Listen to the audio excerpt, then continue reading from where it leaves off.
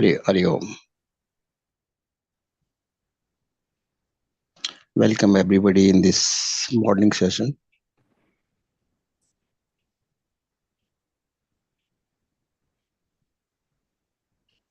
हम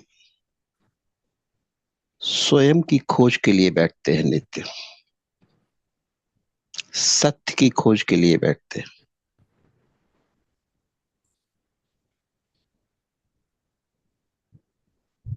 मैं कौन हूं ये जानने के लिए बैठते हैं।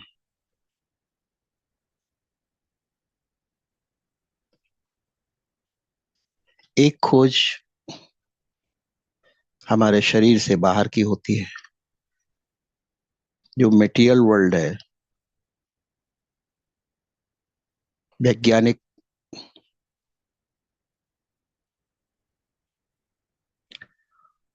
उस मटेरियल वर्ल्ड की खोजते हैं, नई नई टेक्नोलॉजी, नए नए साधन, जीवन को कैसे समृद्ध और सुखमय बनाया जाए। संगीत है, कला है, अनेक तरह की विद्याएं हैं। How to enrich the life.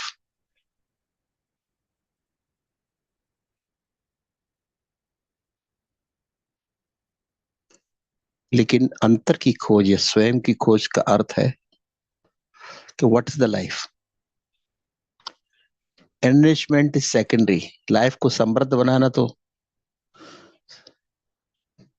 बात की बात है, जाने तो सही कि जीवन है क्या।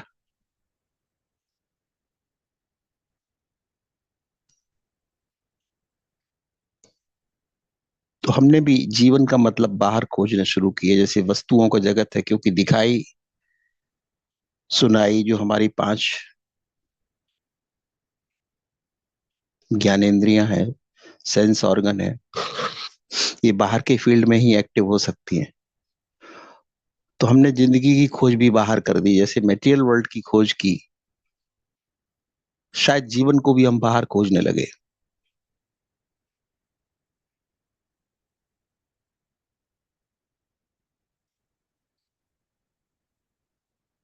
जीवन हमें मूल्यवान तब लगने लगा जैसे कोई सफलता मिले, सक्सेस मिले।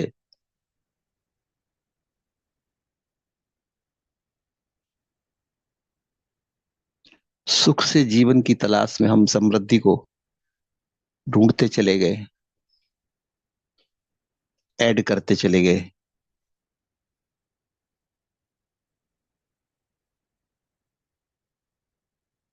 लेकिन जीवन अंदर से खोखला होता चला गया।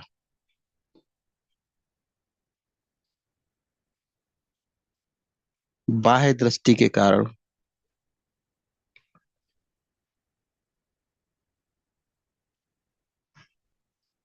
हम उस सब को रियल समझते रहे जो वास्तव में अनरियल था, कंपैरेटिवली। कंपैरेटिवली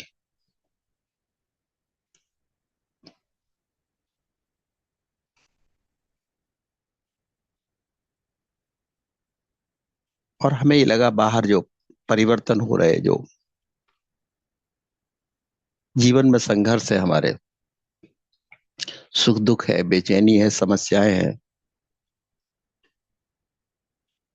इनको हम मन के द्वारा, माइंड के द्वारा, बुद्धि के द्वारा, सामान्य ज्ञान के द्वारा हल कर लेंगे। कुछ प्रश्नों के उत्तर मिल भी जाते हैं, लेकिन तुलनात्मक जगत में जितने हल मिलते हैं उतनी ही नई गुत्थियां भी पैदा हो जाती हैं, क्योंकि सब हल प्रॉब्लम से लगे हुए हैं, सब इंटरकनेक्टेड है। सच में अपने बाह्य जीवन में जो हम देखते हैं वो इफेक्ट है, कॉज कहीं और है। हम इफेक्ट को डील करने में लगे, इफेक्ट से इफेक्ट को सुधारने में लगे, परिणामों से परिणामों को सुधारने में लगे। इसका कारण तुम्हारे अंदर से है। जब अंदर मुड़ के देखा, अंतर्मुखी हुए, कोशिश की तो जाने कैसे जीवन की प्रॉब्लम सॉल्व क्यों नहीं हो रही, जीवन शांतिमय, सुखमय और संतोषप्रद क्यों नहीं हो रहा है। कितना भी भरते चले जाते, जितना भी भरते चले जाते, जितना भी बाहर से भरते चले जाते हैं,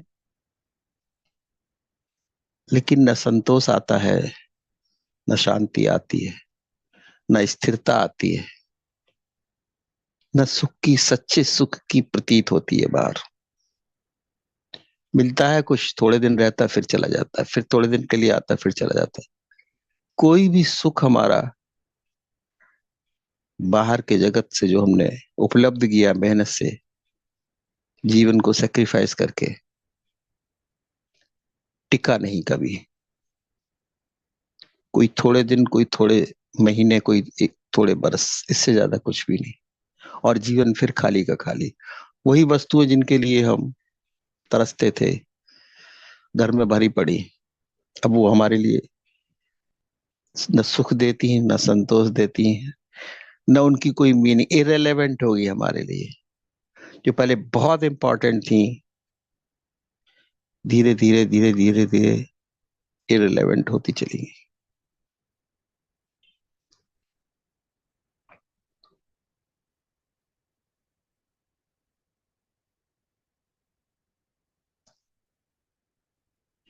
फिर भारतीय मनीषियों ने, हमारे देश के ऋषि मुनि संत परंपरा में, उन्होंने अंतर जगत में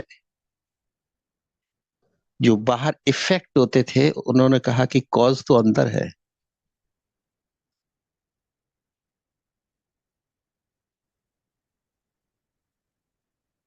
इस जीवन रूपी वृक्ष के पत्ते पत्तों को सींचने से, खाद देने से इसकी रक्षा नहीं हो सकती, ना ये हरा हो सकता है, ना ये लहलहा सकता है, क्योंकि इसकी जड़ों में अगर कीड़े लग जाए, जड़ें अगर पोषित न हो, तो ये वृक्ष, जीवन रूपी वृक्ष, हरा भरा नहीं रह सकता। इस सॉल्यूशन पाने की तलाश में कि गलती हमसे कहाँ हो रही, या कॉमन कॉमन मिस्टेक्स कहाँ पर हैं।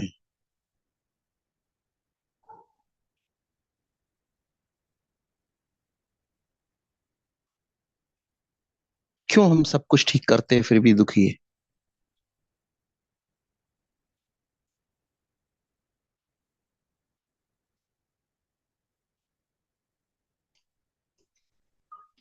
हमारे बारे में सच है क्या? हमारे विश्वास, हमारी धारणाएं, हमारी अंडरस्टैंडिंग जीवन के बारे में, कहीं कुछ गलती हो रही है हमसे समझ में? ऐसा तो नहीं कहीं हमने सत्य को जाना नहीं और असत्य को सत्य समझ लिया।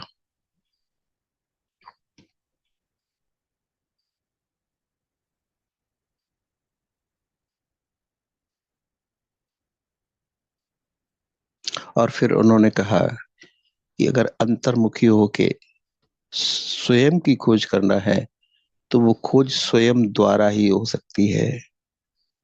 ये इंद्रियां हमारी बाहर की जगत के लिए बनी है। इंद्रियों में इंक्लूडिंग माइंड, जो एनालिटिकल पावर है, तुलनात्मक अध्ययन करने वाली, जिसमें तर्क है, लॉजिक है, रेशनैलिटी है, वो भी बाह्य जगत के लिए। अंतर जगत की खोज में ये भी फेल हो जाता है, क्योंकि ये तो काम करता है पास्ट के ऊपर, एक्सपीरियंस के ऊपर। इसको रेफरेंस पॉइंट चाहिए आगे बढ़ने के लिए, इसको ज्ञान चाहिए आगे बढ़ने के लिए, शब्दों का हो, अनुभव का हो, तो ये एनालाइज करके आगे बढ़ सकता है।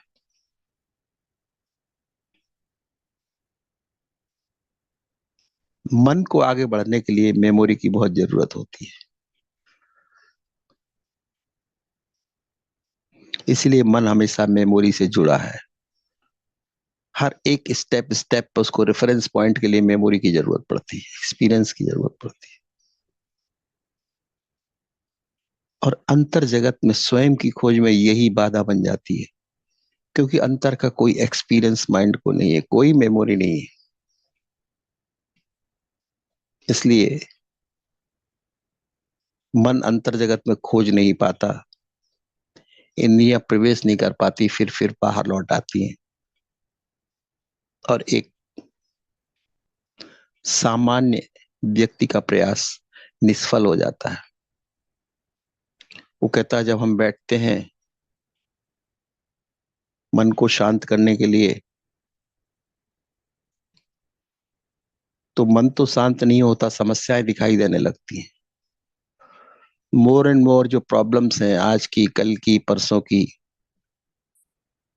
पुरानी पुरानी, वो सरफेस पे आ जाती। नॉर्मल जितने विचार चल रहे उससे ज्यादा विचार चलने लगते हैं। हम क्या करें, ध्यान कैसे करें? वो नहीं समझता ध्यान क्रिया नहीं है, वो किया नहीं जा सकता।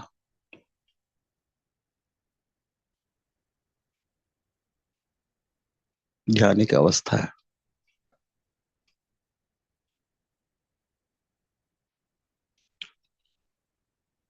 फिर हमारे मनीषियों ने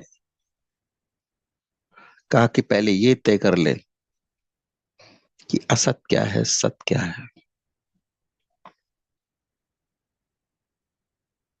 कहीं जिसे हम सच समझे जाते, रियल समझते चले जाते, कहीं वो झूठ तो नहीं, इसलिए हमारी समस्याएं सॉल्व नहीं हो रही।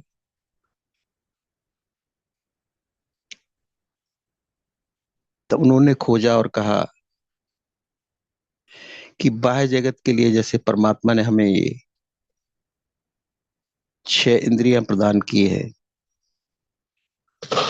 अंतर जगत के लिए भी उन्होंने हमें टूल्स दिए हैं।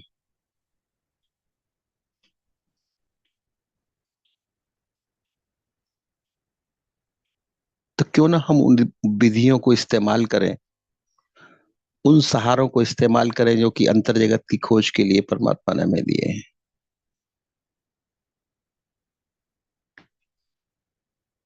और उनमें से जो मैं नित्य बोलता हूं, दो प्रमुख, विवेक और प्रज्ञा।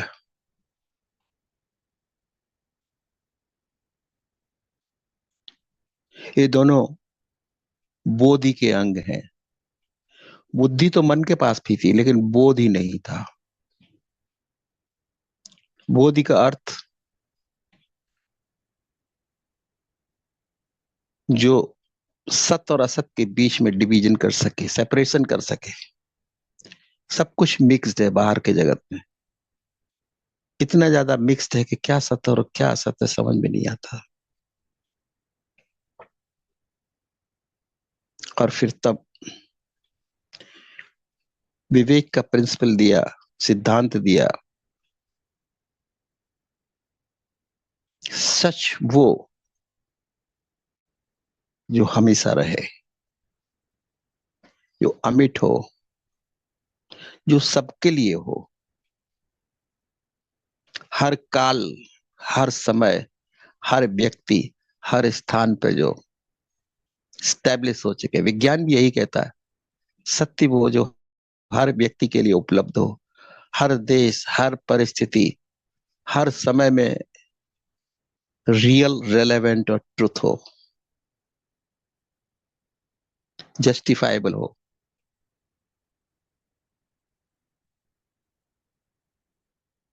और तब ऐसा अनुभव किया गया कि अनरियल की परिभाषा है जो टिकता न हो, आज है कल नहीं है, सुबह था शाम नहीं है, थोड़े वीक के लिए टिका फिर चला गया, थोड़े महीने के लिए टिका फिर चला गया। ऐसी कोई भी घटना जो टिकाऊ न हो, जो परिवर्तनशील हो,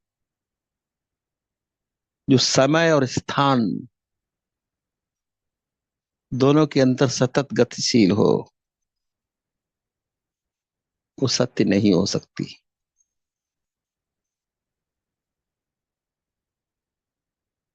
हमारा शरीर दिखता तो हमें है, सालों से जी रहे हैं, लेकिन कितनी परिवर्तनशीलता इसमें है। मोटा मोटा देखा जाए तो हम सब ने अपना बचपन देखा है, किशोर अवस्था से गुजरे। तब हमारे जीवन का कंसेप्ट क्या था, कुछ और था। थोड़े बड़े हुए, फिर जिंदगी का विश्वास बदला, फेथ बदला, कंसेप्ट बदला। फिर थोड़े बड़े हुए, फिर सुख दुख का कंसेप्ट बदला, ईश्वर का कंसेप्ट बदलता चला गया। आज भी स्थिर नहीं है, ना हमारे विश्वास स्थिर है, ना हमारे कंसेप्ट स्थिर है। इसीलिए तो दुख है।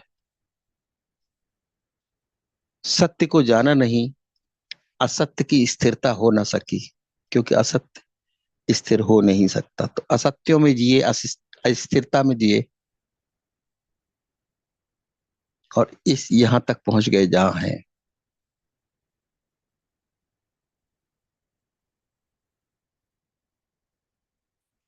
न देह स्थिर है, न मन स्थिर है। जिनके द्वारा हम संसार की खोज की, ऑब्जेक्टिव जगत की खोज की, एनालिसिस की, सत्य को ढूंढ के लाए, विज्ञान को आगे बढ़ाया, वही दोनों टूल हमें, the very foundation on which principles of science चलती रही है, जो समाज के नियम जिन पे आधारित थे, वो दोनों ही फाउंडेशन अंतर के जगत में गलत साबित हो गए। बाहर ये हमारी फाउंडेशन, ये अंडरस्टैंडिंग कि मैं देह हूं, मैं मन हूं, मैं बुद्धि हूं, मैं समझ हूं, मैं ज्ञान हूं,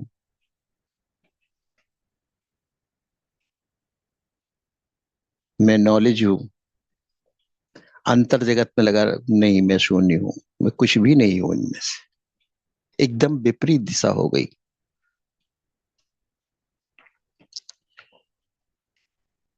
क्योंकि शरीर भी बदल रहा है, मन भी बदल रहा है, इच्छाएं भी बदल रही हैं।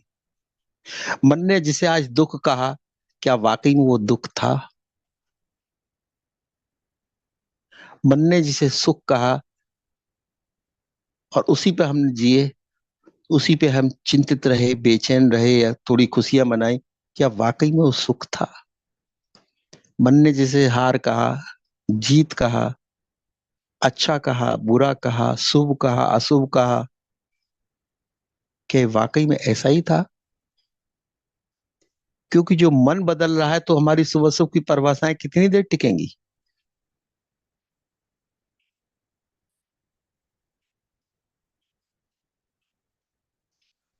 फिर हमने पाया कि इस बदलते मन के द्वारा जो भी डिसीजन आए हैं, जो भी डिसीजन हमने जिंदगी में लिए, इसके आधार पर जो भी जीवन हमने जिया है,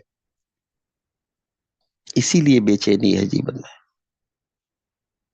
इसीलिए उदासी है जीवन में, इसीलिए शांति खिल न सकी, सत्य का कमल खिल न सका। जीवन हमारा जो उपहार था, जो वरदान था, वो धीरे धीरे श्राप बन गया, दुखदाई हो गया। दोष तो हम दूसरों पे लगाते रहे कि अगर हम सुखी नहीं हो पा रहे, तो कारण दूसरे व्यक्ति हैं, दूसरे लोग हैं, परिस्थितियां हैं, समाज है, समय है, भाग्य है। पर सच्चाई ये थी, इनमें से कोई भी जिम्मेदार नहीं है आपके सुख शांति के लिए। ये आरोपित झूठे कंक्लूजन है हमारे, एक भी जिम्मेदार नहीं आपके सुख और शांति के लिए। आप स्वयं जिम्मेदार हैं,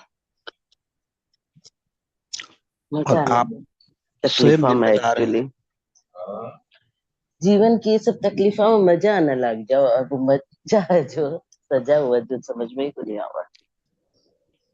तो अगर अगर हम, मैडम किसी का माइक्रोफोन खुला, please close your microphone, muted please, thank you. तो जब हमने ये समझा, जब हमने ये जाना कि इनमें से कोई भी जिम्मेदार नहीं है, तो जो बाहर हम इफेक्ट देख रहे हैं हमारे जीवन का, उसका कॉज क्या है, कारण क्या है? अगर भाग्य, कर्म का सिद्धांत नहीं है, भाग्य नहीं है, लोग नहीं है, परिस्थितियां नहीं है,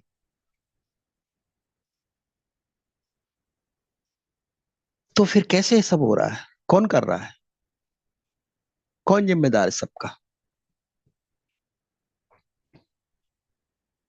और तब ये और गहरी खोज किया तो पता चला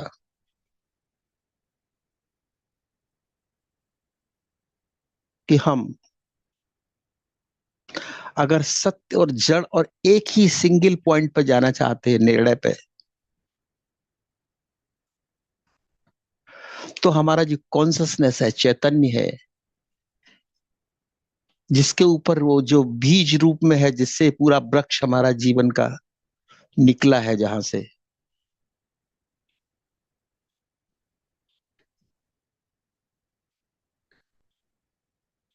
उसको अगर जाने, उसको समझे और उसको जीने लगे, वो किस पर्पस के लिए था?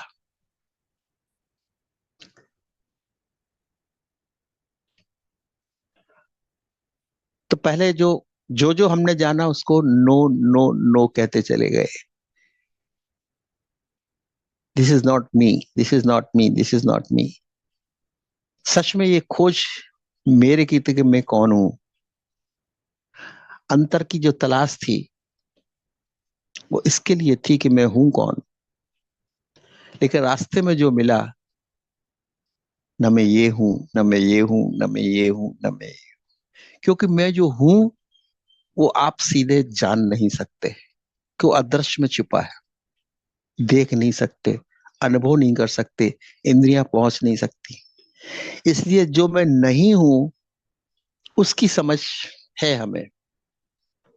तो वो जो नहीं हूं, वो एक एक करके हम कट करते करेंगे, क्रॉस लगाते गए, I am not this, I am not this, नेति नेति नेति नेति, no no no no, this is not life.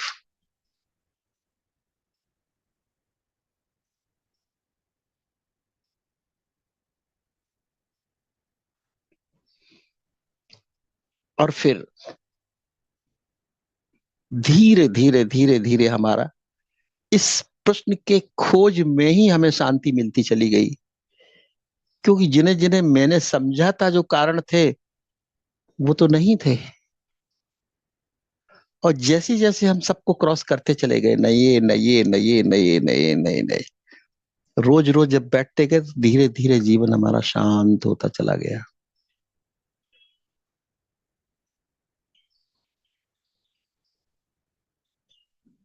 अपने आप।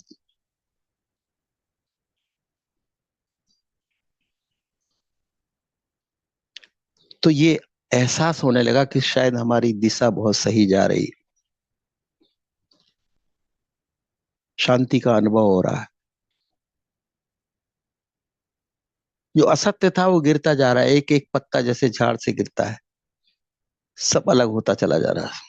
Not this, not this, not this, not this.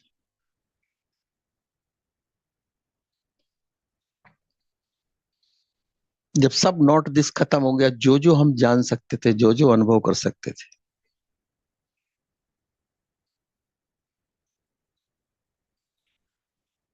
अब ऐसी जगह पहुंच गए जहां बिल्कुल शून्य था, कुछ नहीं था, कुछ नहीं दिख रहा था।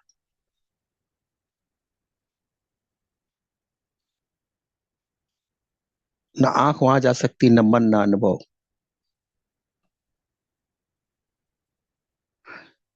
लेकिन वहां भी एक चीज, एक परमात्मा ने हमें चीज दी है जो वहां भी जा सकती है। इंटरनल एक्सप्लोरेशन में, अंतर की खोज में, वही सबसे बड़ा टूल है। और वो है एनर्जी ऑफ अटेंशन, चित्त हमारा। और मैं अक्सर कहता हूं, seeing without eyes and knowing without mind अंतर जगत में न आंखों की जरूरत है न मन की जरूरत है।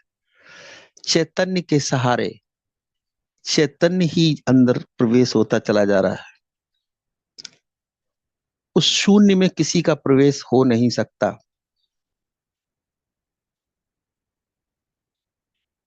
और फिर चैतन्य को लगने लगा जैसे कोई हम अपने सोर्स के पास जा रहे हैं। जैसे सूरज की किरणें वापस हो तो सूर्य की तरफ जाती हैं, तो लगने लगा कि जो शांति हमें मिल रही, जो पीस हमें मिल रही, वो बढ़ती जाती प्रतिदिन। रोज रोज हम बैठते, क्योंकि जो जो नहीं है उनको टोटल छोड़ दिया, जस्ट गिव अप।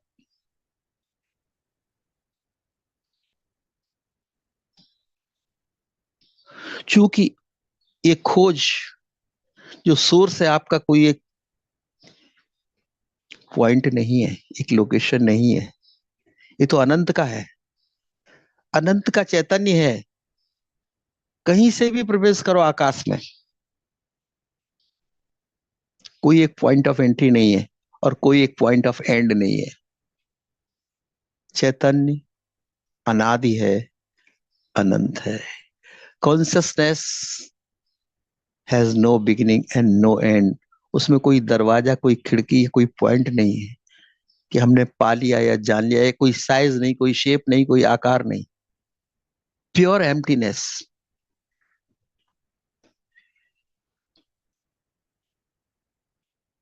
तो जब हमारा अटेंशन इस प्योर एम्प्टीनेस में पहुंचा, सब आकारों से परे, आकार सब पर क्रॉस लगा दिया।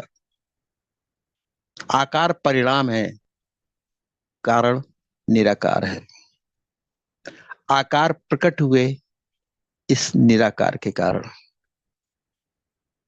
जैसे मैं बाहर कहता हूं,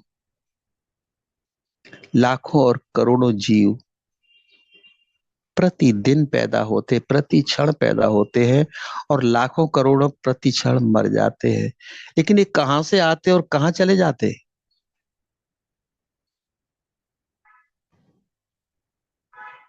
और कौन इनको बनाता है, कौन प्रकट करता है और कौन नष्ट करता है, इस सब अज्ञे से हो रहा है।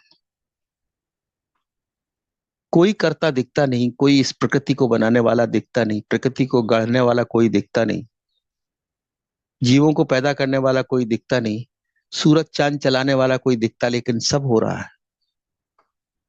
Just everything is happening.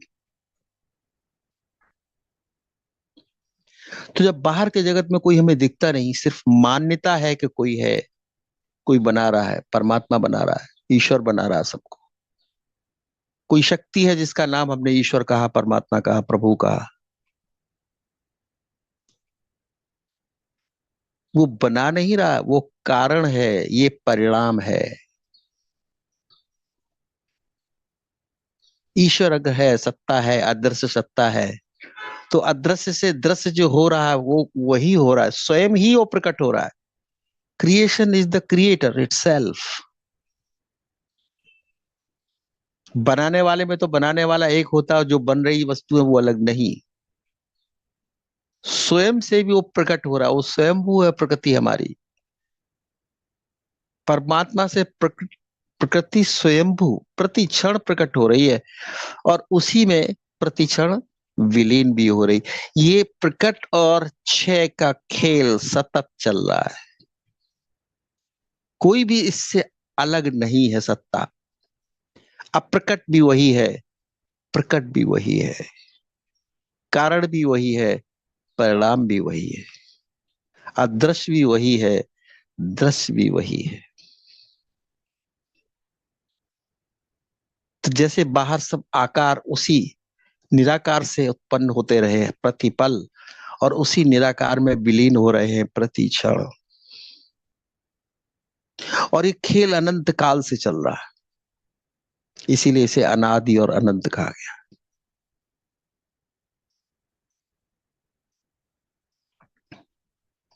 फिर इस खेल को चलाने वाला कौन है, करने वाला कौन है, किसका ये खेल है? और इसे खेल नाम दूं कि माया नाम दूं? क्या नाम दूं इसको? क्योंकि इंसान तो अपनी बुद्धि में कोई ना कोई लेबल लगा के बैठाना चाहता है। जब तक लेबल नहीं लगा होगा वो उसको सेटिस्फेक्शन नहीं मिलता।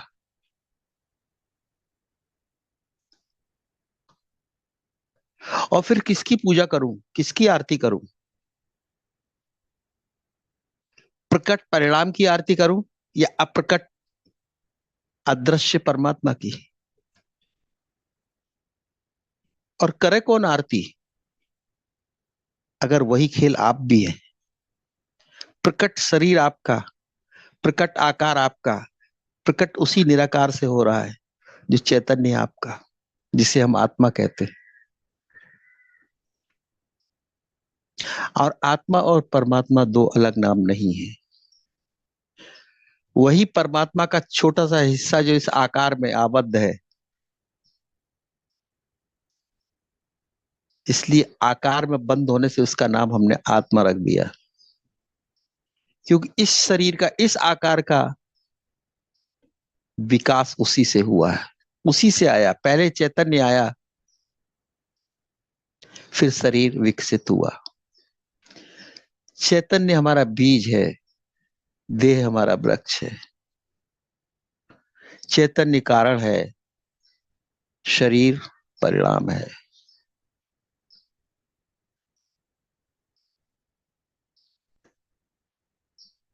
अगर ये सत्य हमें धीरे धीरे समझ में आने लगा कि जो बाहर हो रहा है ब्रह्मांड में, वही इस पिंड में हो रहा है, दोनों इंटरकनेक्टेड है, हम इससे बाहर नहीं हैं।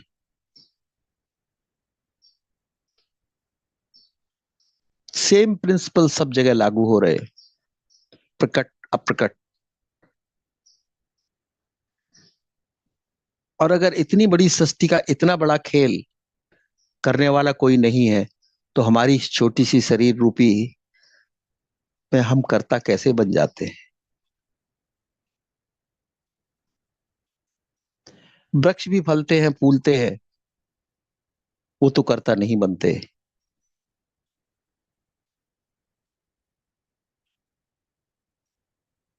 हम छोटे छोटे कामों में भी कर्ता का अहंकार पैदा कर लेते हैं। करने वाले हम हैं।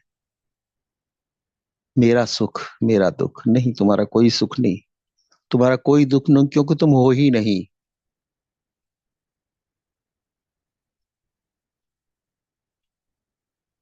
तुम हो ही नहीं। कारण में भी परमात्मा है और परिणाम में भी परमात्मा है। कारण में भी निराकार है और परिणाम में भी आकार वही है। सब खेल उसी का है। प्रकृति, जंगल, पहाड़, सैटेलाइट, मून, चांद, सितारे, आकाश गंगा, इतनी बड़ी बड़ी जाइगेंटिक करोड़ों साल से जो रचनाएं हुई, हमारा तुम्हारा जीवन प्रकट अप्रकट का कितना है? 100 साल? कुछ भी तो नहीं। इतना बड़ा वाइड एज स्पेस, कितना विशाल है। देखते हैं तो आंखें चकाचौंध हो जाती, बुद्धि चकरा जाती।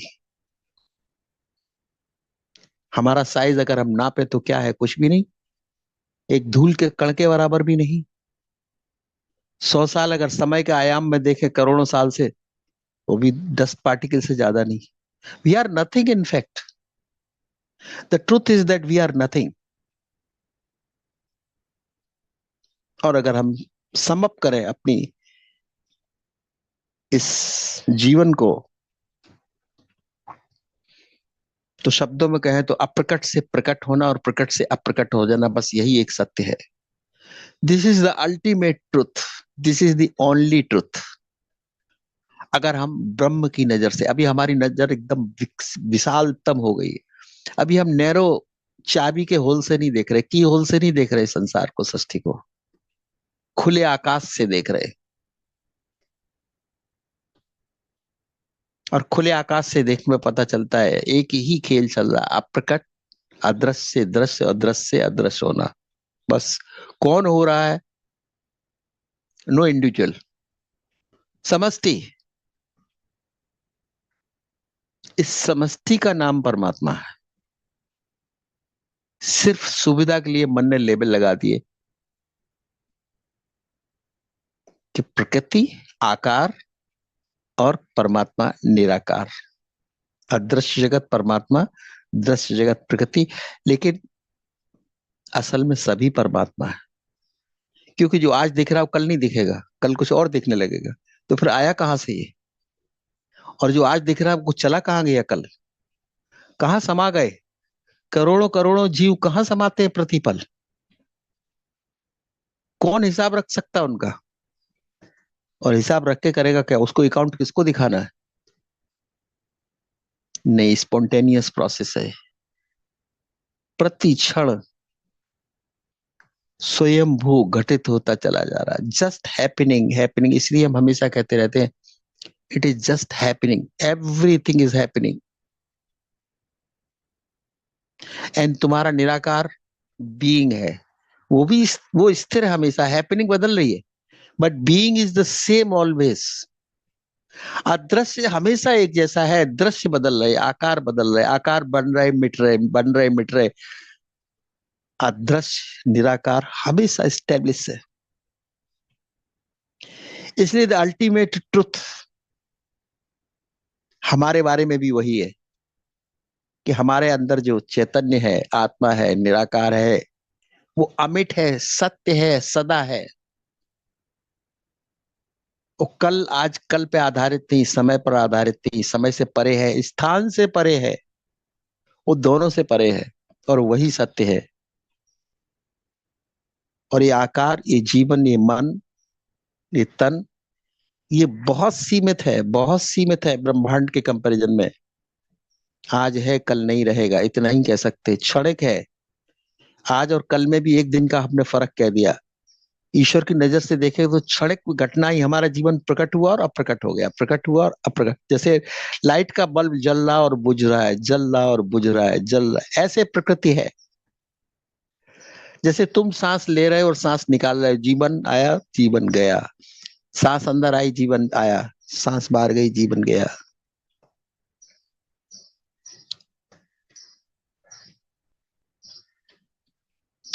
इसी तरह से जैसे पूरा ब्रह्मांड सांस ले रहा और छोड़ रहा, बस उसी में हजारों जीव, करोड़ों अरोड़ों करोड़ों पैदा हो जाते और समाप्त हो जाते। Nobody is killing anybody. न हन्यते हन्यमाने शरीर है, कृष्ण कहते हैं अर्जुन को, तुम्हें मरते मारते दिखाई देता है? कोई किसी को नहीं मार रहा है यहाँ। ये तो शरीर का प्रकट और अप्रकट है, ये सब स्वयंभू है, सब कुछ स्वयं हो रहा है। न कोई मारने वाला दिखता, न कोई मरने वाला दिखता। ये प्रकट और अप्रकट का खेल है सिर्फ। हम माइक्रोस्कोप से छोटी सी नजर से छोटी सी बात को देख के बड़ा समझ के कह देते, लेबल लगा देते, उस पर कहीं कुछ नहीं है। तो जब ये खेल समझ में आया अपने बारे में, तो क्या मैं ये हूं? क्योंकि अभी तक माना था कि मैं शरीर हूं, मैं देह हूं, मैं मन हूं, मैं इंद्रिया हूं। तो हमारे ऋषि मुनि का नहीं, ये आप नहीं, ये कारण, ये कार्य है, ये परिणाम है, आपका शरीर परिणाम है, इसका कारण चैतन्य है। सो उन्होंने नाम नहीं दिया, क्योंकि फिर चैतन्य देंगे, आत्मा देंगे, फिर आप एक शेप कल्पना बना लेंगे उसकी भी। जैसे परमात्मा की आपने कल्पना बना ली, ईश्वर गढ़ लिया आपने, मूर्तियों में बना लिए। मन तो हमेशा तैयार रहता है, हर चीज को एक आकार दे दो। ये तो आकाश को आकार दे नहीं पाया, क्योंकि अनंत का, नहीं तो आकाश को भी बिठा देता तुम्हारे घर में आकार देके। वो निराकार को आकार देने में एक्सपर्ट है। और फिर हम सब लोग उसी निराकार को आकार में बांधने लगे, मानने लगे, पूजने लगे।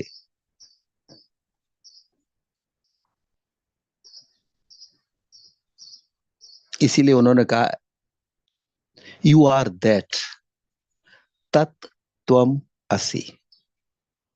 तुम्हारे सत्य यह है कि तत् त्वम असि, तुम वो हो। जब वो कहता है तो रेफरिंग पॉइंट शरीर ये होता है, माइंड एंड बॉडी ये है, और चैतन्य वो है। क्योंकि तुम यहीं से बोल सकते हो, यही तुम्हारी वाणी है, यहीं से तुम्हारी सोच चल रही, और तुम्हारा जो चित्त है वो अभी यहां से रेफरेंस कर रहा है। आप जब आंख बंद करके बैठे थे तो आपका जीरो ग्राउंड शरीर था। तो आपने जर्नी अंतर यात्रा शुरू की थी, इस शरीर से की थी।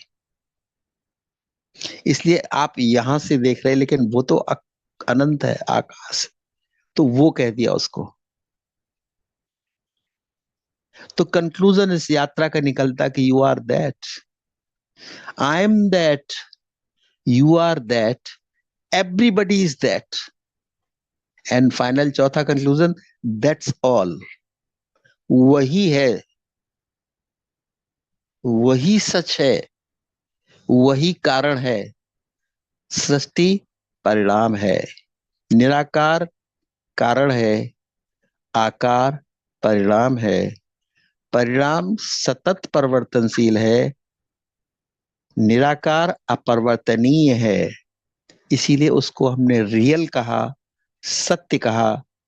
परिणामों को हमने मिथ्या कहा, क्योंकि जो एपियर होके डिसएपियर हो जाए तो मिथ्या ही हो सकता है।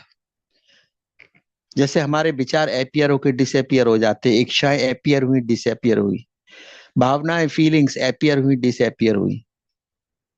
तो वो क्षणिक है, तो हम अपने शरीर से नाप लेते कि सुबह में ये हुई, दोपहर को हुई, शाम। लेकिन हमारा शरीर भी तो एपियर हुआ है। तो जब हम ईश्वर की नजर से देखते हैं, परमात्मा की नजर से, विराट की दृष्टि से देखे, तो हम भी एपियरेंस एंड डिसअपियरेंस के अलावा कुछ भी नहीं। हमारे बारे में भी यही सत्य है कि this body is appearance and disappearance. It's a part of the whole game. जो समष्टि का गेम चल रहा, खेल चल रहा है, लीला चल रही है, ये उसी का एक धूल के समान एक टुकड़ा है, सुई की नोक के समान एक टुकड़ा है। और ये भी उसी कानून को फॉलो करेगा, क्योंकि उसी में तो पैदा हुआ, उसी के द्वारा जना गया, उसी के द्वारा आकार आया, और उसी फिर निराकार में विलीन हो जाएगा। उससे अलग कैसे हो सकता है? इसकी सत्ता परमात्मा की सत्ता से अलग कैसे हो सकती है?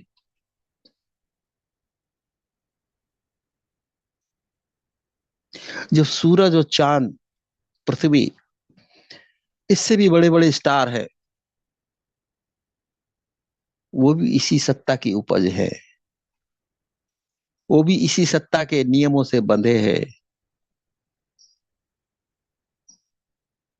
कितना इसका जस्टिस सिस्टम कितना प्रिसाइज और कितना एक्यूरेट है।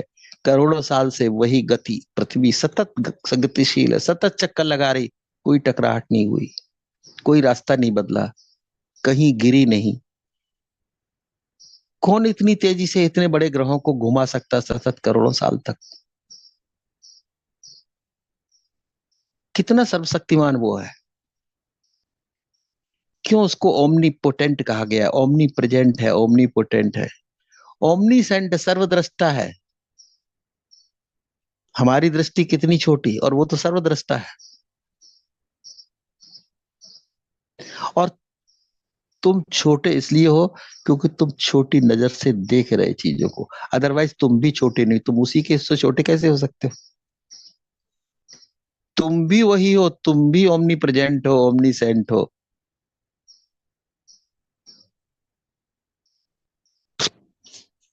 और तुम्हारा मन और अहंकार जो तुम पैदा कर लेते हो, वो तुम्हारे आगे कुछ भी नहीं है।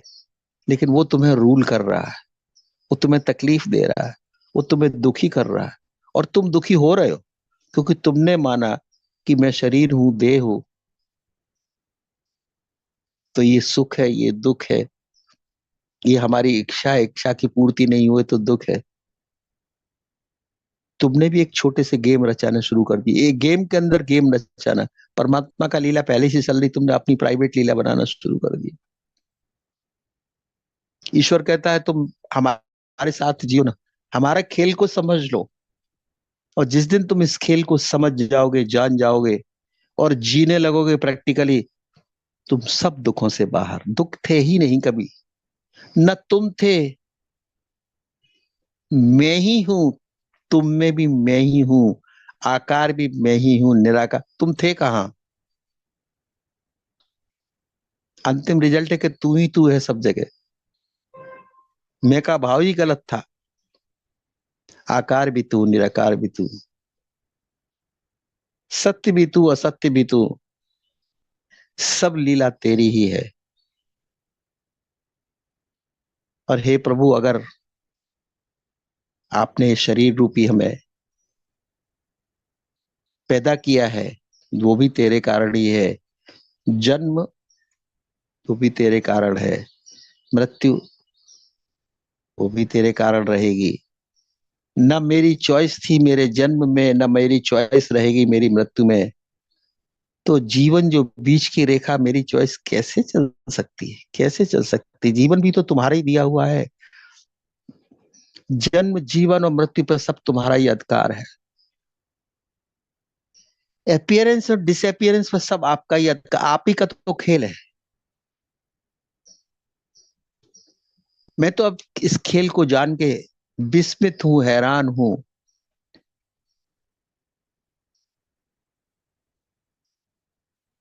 और इस सत्य को समझ के जी रही हूं, इस खुशी से कि wow, what a wonderful this is. मैं अभी तक जान क्यों नहीं सकी इसको? इतना सुंदर खेल अनंत काल से चल रहा है, मुझे थोड़ा सा जानने का मौका मिला। छोटा सा जीवन है, और वो भी मैं भ्रमों में गमा दूं, तेरे मेरे में गमा दूं, पीड़ा में गमाऊं, और चिल्लाती फिरूं बाहर के, कोई मुझे मुक्त कर दो जरा। कोई मुझे दुखों से मुक्त कर दो, समस्याओं से मुक्त कर दो। कि प्रार्थना करूं, कि मूर्ति बनाऊं, कि मंदिर जाऊं, कि क्या करूं क्या ना करूं। और इस असमंजस में जीवन ही पूरा चला गया। वक्त कितना लगता है जीवन जाते, क्या ठिकाना।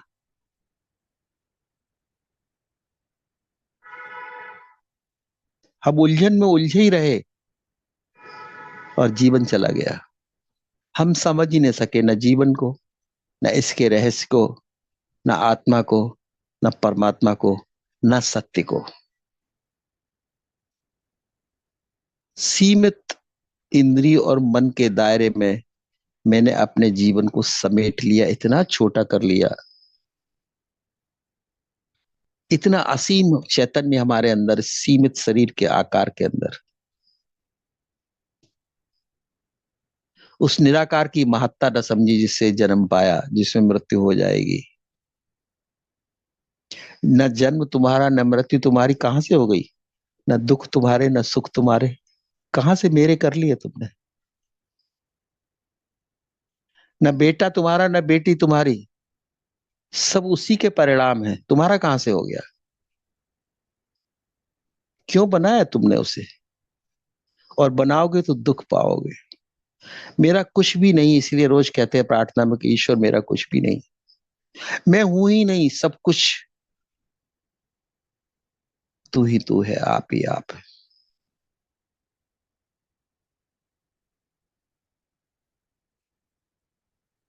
क्या आपने मुझे जो विवेक और प्रज्ञा दी, उसके द्वारा मैं जान सकी इस सत्य को, कि मैं हूं कौन। और लास्ट में ये जाना कि मैं कुछ भी नहीं हूं।